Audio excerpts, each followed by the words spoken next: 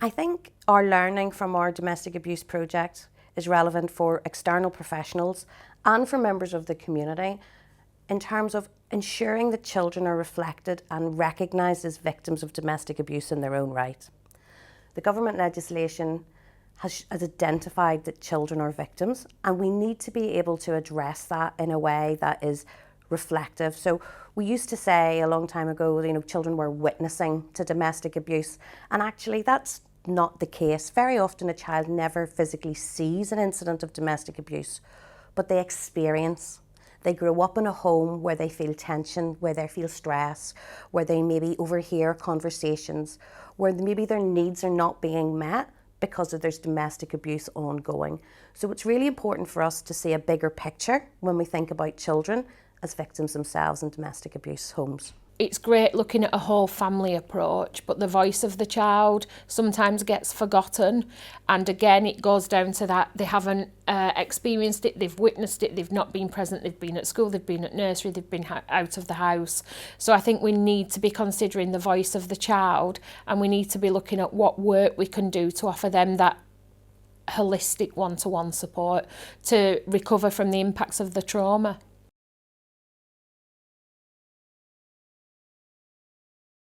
Another thing I think is really key, particularly for professionals, is thinking about how children maybe present. Sometimes children who experience domestic abuse, their behaviour may become challenging, they may become more withdrawn, they may engage in antisocial behaviours, and a lot of these behaviours as a standalone would not necessarily point to domestic abuse. So we're very good at recognising the behaviour, but sometimes we need to actually take a step back and think, what's driving this behaviour?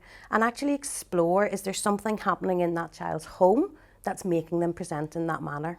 Also how they present in different environments, such as at school, when they're out with friends, or when they're out with certain family members. It can tell us a multitude of things. The work that we're doing is going to have a positive impact on a lot of children. That's mainly because we're better identifying now what the effects on children are.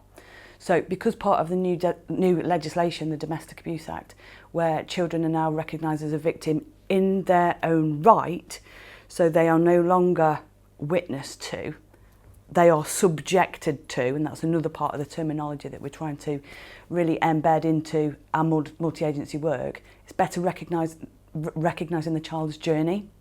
So that's better recognising how we can help those children and keep them safe and keep safeguarding at an absolute height.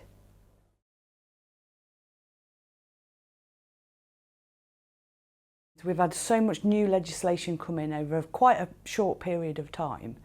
We've also had a lot of new terminology and understanding of that terminology.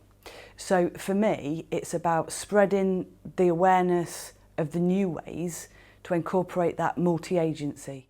Being on that same page and talking the same language, using the same terminology by a multi-agency conference, meeting, really goes a long way to help those children be safe. One of the things that we do within the helpline is we often, if needed, create referrals to onward agencies like children's services or police.